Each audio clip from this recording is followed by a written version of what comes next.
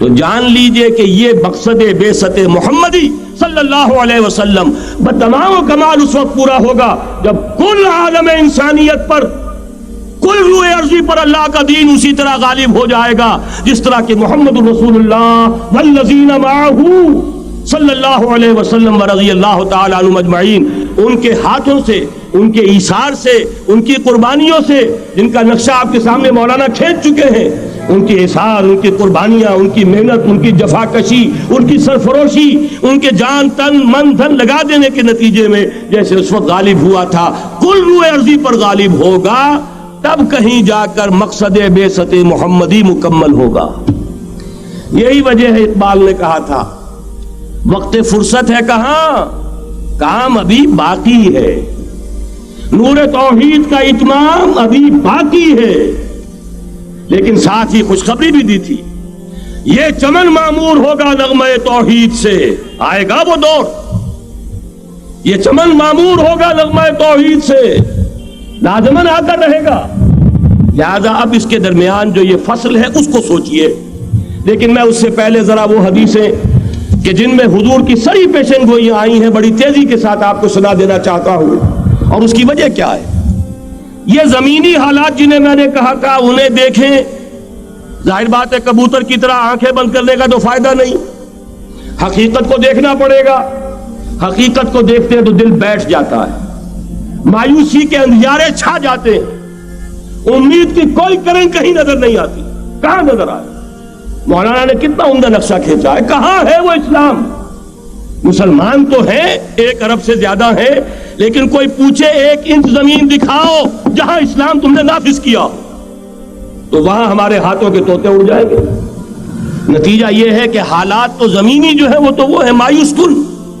اس میں ظاہر بات ہے کہ امید کا دامن تھامنے کے لیے ہمیں کوئی چیز چاہیے، اور وہ چیز ہے جو محمد عربی صلی اللہ علیہ وسلم اپنی خوشخبریوں کی شکل میں دے کر گئے۔ آپ نے اپنے دور سے لے کر قیامت تک 5 دور گنوا دیے۔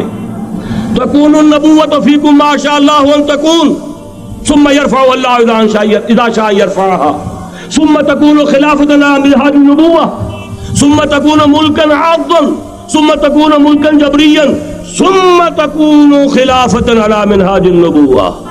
یہ طویل حدیث کا میں نے صرف خلاصہ سنایا ہے آپ کو۔ مسند احمد ابن حنبل کی روایت ہے، حضرت نعمان ابن بشیر راوی ہے رضی اللہ تعالی عنہ۔ پہلا دور دور نبوت، دوسرا دور دور خلافت علی منہاج النبوۃ، نبوت کے نقش قدم پر خلافت جسے ہم خلافت راشدہ کہتے ہیں۔ تیسرا دور مسلمانوں کی حکومتیں، لیکن وہ ملوکیت کا دور، ملکن عاضن، اور ان میں ظاہر بات ہے کہ عاضن بھی تھی، جہاں ان میں خوبیاں تھیں وہاں برائیاں بھی تھیں۔ وہی حجاج ابن یوسف جس نے ایک مسلمان لڑکی کے خط کے اوپر فوج بھیجی ہے، وہی حجاج ابن یوسف ہے کہ سینکڑوں تابعین کے سر اس نے قلم کرائے ہیں، وہی حجاج ابن یوسف۔ وہی خلیفہ کہ جس نے فوج کشی کی اجازت دی تھی سندھ پر، وہی خلیفہ ہے جس نے بلا کر محمد ابن قاسم کو شہید کیا ہے کہ یہ پاپولر ہوتا چلا جا رہا ہے، ملوکیت کے لیے تو اس سے بڑا خطرہ اور کوئی نہیں۔ بہرحال تیسرا دور تھا وہ ملکن عاضن، کٹ کھلی ملوکیت۔ چوتھا دور تھا ملکن جبرین، غلامی کی ملوکیت۔ پہلے کم سے کم بادشاہ مسلمان نام کے تو تھے، اب تو ہم ملکہ برطانیہ کے زیر نگی تھے، تاج برطانیہ کے غلام تھے، کہیں بلندیزیوں کے غلام تھے، کہیں کسی اور کے غلام تھے، کہیں اطالویوں کے غلام تھے، کہیں فرانسیسیوں کے غلام تھے۔ یہ چوتھا دور نوٹ کر لیجئے، آدھا ختم ہو گیا، آدھا باقی ہے۔ براہ راست غلامی کا دور ختم ہو گیا، لیکن ریموٹ کنٹرول والی انہی کی غلامی اب بھی چل رہی ہے۔ فیصلہ وہی ہے جو مولانا نے کہا، تسبیح یا امریکہ یا امریکہ یا امریکہ۔ وہی لوگ، وہی ذہن، وہی ان کی بود و باش، وہی ان کی معاشرت، وہی ان کی سوچ، وہی ان کے اقدار، وہی ان کے نظریات، وہی ان کی معاشیات، وہی ان کی معاشرت، ہر شے وہی ہے، صرف رنگ کا فرق ہے اور کچھ نہیں۔ نظام ابھی وہی ہے، چلانے والے بھی انہی کے پرستار ہیں، بلکہ ریموٹ کنٹرول سے وہی چلا رہے ہیں۔ وہ تو آپ کے بجٹ کا بھی فیصلہ کرتے ہیں، آپ کی الیکٹریسٹی کے ریٹس بھی معین کرتے ہیں۔ تو حال یہ ہے کہ ابھی وہ چوتھا دور ختم نہیں ہوا۔ فرق صرف یہ ہے کہ ڈائریکٹ کی بجائے ریموٹ کنٹرول ہے، لیکن حضور کی خوشخبری یہ ہے ثم تکون خلافت علی منہاج النبوہ، پھر ایک دور آئے گا خلافت علی منہاج النبوہ کا. یہ محمد الرسول اللہ کی نوید ہے. وہو صادق المصدوق، وہ سچے ہیں، ان کی صداقت پر خود اللہ گواہ ہے. لہذا وہ دور آ کر رہے گا، اس میں کسی بھی بندہ مومن کے لیے کسی شک و شبے کی کوئی گنجائش نہیں. اگلی حدیث اگلی سنیے. اب جب یہ دور آئے گا تو عالمی ہوگا، جیو ورلڈ آرڈر نہیں ہوگا، جسٹ ورلڈ آرڈر ہوگا. یہ نیو ورلڈ آرڈر NWO، حقیقت میں جیو ورلڈ آرڈر ہے JWO، لیکن اسی کو بدلنا ہے جسٹ ورلڈ آرڈر آف اسلام، اور وہ گلوبل ہوگا. دو حدیثوں کا تذکرہ کر دوں. حضرت ثوبان حضور کے ایک آزاد شدہ غلام تھے. وہ روایت کرتے ہیں، مسلم شریف کی روایت ہے، یہ صحیحین میں فرماتے ہیں کہ حضور نے ارشاد فرمایا ان اللہ زوالی الارض فرأیت مشارقها ومغاربها وان امتی سیبلغ ملکها ما زوی لی منها. رواہ مسلم رحمہ اللہ. حضور فرماتے ہیں اللہ تعالیٰ نے میرے لیے پوری زمین کو لپیٹ دیا، یہاں تک کہ میں نے اس کے سارے مشرق دیکھ لیے، سارے مغرب دیکھ لیے. اور سن لو مجھ سے، ٹیک اٹ فرام می، میری امت کی حکومت ان تمام علاقوں پر قائم ہو کر رہے گی جو مجھے زمین کو لپیٹ کر اور سکیڑ کر دکھا دیے گئے. گلوبل ہوگی کہ نہیں؟ دوسری حدیث سنیے، یہ پھر مسند احمد ابن حنبل کی ہے. حضرت مقداد ابن الاسود رضی اللہ تعالی عنہ فرماتے ہیں حضور نے فرمایا لا يبقى على ظهر الارض بيت وبر ولا مدر الا ادخله الله كلمة الاسلام بعز عزيز وذل ذليل اما يعزهم الله فيجعلهم من اهلها او يذلهم فيدونون لها. یہ ہے حدیث مسند احمد ابن حنبل کی. اور حضرت مقداد فرماتے پھر میں نے کہا اچھا تب تو ہو جائے گی وہی بات وَيَكُونُ الدِّينُ كُلُّهُ لِلَّهِ، دین کل کا کل اللہ کے لیے ہو جائے گا. حدیث کا ترجمہ یہ ہے کہ حضور نے فرمایا روئے زمین پر نہ کوئی اینٹ گارے کا بنا ہوا گھر رہے گا، نہ کوئی اونٹ کے بالوں کے بنے ہوئے کمبلوں کا خیمہ رہے گا جس میں اللہ تعالیٰ کلمہ اسلام کو داخل نہ کر دے. لیکن یہ داخلہ دو طریقے سے ہوگا، بعز عزیز و ذل ذلیل، یا صاحب عزت کے اعزاز کے ساتھ یا کسی مغلوب کی مغلوبیت کے ساتھ. یعنی یا تو اللہ تعالیٰ ان کا اعزاز فرمائے گا اور وہ کلمہ اسلام کے خود قائل ہو جائیں گے. جب گھر والا خیمے والا اسلام لے آئے گا تو اسلام اس کے گھر میں داخل ہوگا، اس کو بھی عزت نصیب ہوگی. وَلِلَّهِ الْعِزَّةُ وَلِرَسُولِهِ وَلِلْمُؤْمِنِينَ، عزت و حق اللہ کا، اس کے رسول کا اور اہل ایمان کا. اور اگر وہ اسلام قبول نہیں کرے گا تو یوت الجزیۃ عن ید وہم صاغرون، چھوٹے ہو کر رہنا پڑے گا، جزیہ دینا ہوگا، اسلام کی بالادستی قبول کرنی ہوگی. بتائیے اس کے بعد بھی کوئی شک ہے؟ یہ ہے آسمانی نقشہ. یہ اللہ فرما رہے واللہ متم نورہ ویابی اللہ الا یتم نورہ لیظہرہ علی الدین کلہ ولو کرہ المشرکون. یہ اللہ کا فیصلہ ہے. ادھر یریدون لیطفئوا ہے، یہ زمینی نقشہ ہے. اب شکل کیا ہے؟ اب میں آپ سے عرض کر دوں کہ ان دونوں کے مابین جو خلا نظر آ رہا ہے، کوئی شخص یقین کے ساتھ نہیں کہہ سکتا کہ اب حالات کا کیا رخ ہوگا. اس لیے کہ ظاہر بات ہے قرآن مجید میں مستقبل کے بارے میں خود حضور سے کہلوایا گیا وَإِنْ أَدْرِي أَقَرِيبٌ أَمْ بَعِيدٌ مَا تُوعَدُونَ. لوگوں مجھے معلوم نہیں ہے کہ جس بات کی تمہیں خبر دی جا رہی ہے وہ قریب آ چکا ہے یا دور ہے. وَإِنْ أَدْرِي لَعَلَّهُ فِتْنَةٌ لَكُمْ وَمَتَاعٌ إِلَىٰ حِينٍ، اور میں نہیں جانتا، ہو سکتا ہے اللہ کچھ اور مہلت دے دے تمہیں اور کچھ اور آزمائش جو ہے اس کے لیے تمہارے لیے کوئی اور مہلت عطا فرما دے، ہو سکتا ہے. تو میں بھی کسی دعوے سے نہیں کہہ رہا کہ ایک امکان تو یہ ہے کہ اس بلاک میں اسلام کا احیاء ہو، اور اس کے لیے کچھ نویدیں بھی موجود ہیں احادیث نبویہ میں. وہ تو آپ نے سنا ہوگا اقبال کا شعر، میرے عرب کو آئی ٹھنڈی ہوا جہاں سے، میرا وطن وہی ہے، میرا وطن وہی ہے.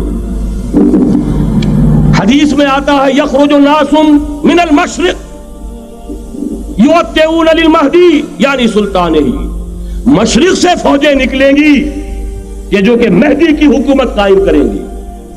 اور یہ ہوں گے حضرت فاطمہ کی نسل ہی سے رضی اللہ تعالی عنہا، لیکن عالم عرب کے اندر پھر ایک طاقت بن کر ابھریں گے، باطل کی قوتوں کے خلاف جہاد کریں گے، لیکن ان کو مدد آئے گی دو طرف سے، ایک زمینی مدد آئے گی مشرق سے، ایک آسمانی مدد آئے گی، عیسیٰ ابن مریم کا نزول، حضرت مسیح علیہ الصلوۃ والسلام جو زندہ آسمان پر اٹھائے گئے تھے نازل ہوں گے، اور در حقیقت ان دو مددوں کے نتیجے میں پھر یہود کا قلعہ قمع ہوگا، اور یہی گریٹر اسرائیل ان کا گریٹر گریو یارڈ بن کر رہے گا، عظیم تر قبرستان بن کر رہے گا۔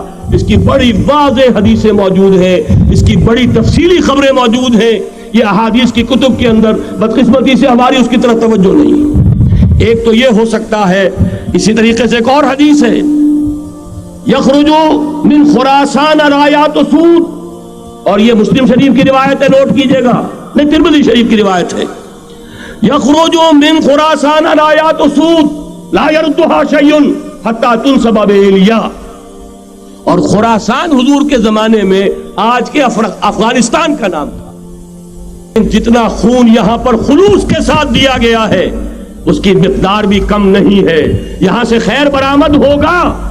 اور دوسری بات اپنے بارے میں نوٹ کر لیجئے، یہ پاکستان، بچا کھچا Pakistan, what remains of Pakistan, یہ اصل میں ہے کیا؟ مولانا بہت خوبصورت انداز میں فرما رہے تھے، یہ 313 نہیں تھے، اسلام تھا۔ اسی طرح نوٹ کیجئے، پاکستان نہیں ہے، 4 صدیوں کی تجدیدی مساعی کا حاصل ہے۔ آپ نے کبھی نوٹ کیا ختم نبوت کے بعد اب سب سے اونچا منصب کس کا ہے؟ مجددین۔ سنن ابی داؤد کی روایت، ان اللہ یبعث فی هذه الامہ علی راس کل 100 عام من یجدد لها دینها۔ اور نوٹ کیجئے، کوئی بات ہے 1000 برس تک سارے مجدد عالم عرب میں پیدا ہوئے، جیسے ہی دوسرا 1000 سال شروع ہوا، الف ثانی کا مجدد اعظم شیخ احمد سرہندی کہا تھا، صنم خانہ ہند میں حاضر ہوا میں شیخ مجدد کی لحد پر، وہ خاک کے ہے زیر فلک مطلع انوار، گردن نہ جھکی جس کی جہانگیر کے آگے، جس کے نفس گرم سے ہے گرمی آرار۔ وہ پھر 12ویں صدی کا مجدد اعظم امام الہند شاہ ولی اللہ دہلوی، 13ویں صدی کا مجدد اعظم سید احمد بریلوی، اس کے خون کا امین اور اس کے ساتھ کے شہداء کے خون کا امین، ان کے جسموں کا امین آپ کا خطہ ہزارہ، آپ کا خطہ سوات، اس میں ان کی جانیں ہیں جو دی گئی ہیں۔ اور وہ نہایت میں آپ سے عرض کر دوں، دور صحابہ کے بعد اتنا خالص اسلامی جہاد پوری مسلمان تاریخ میں نہیں ملے گا جتنا وہ تحریک شہیدین کا۔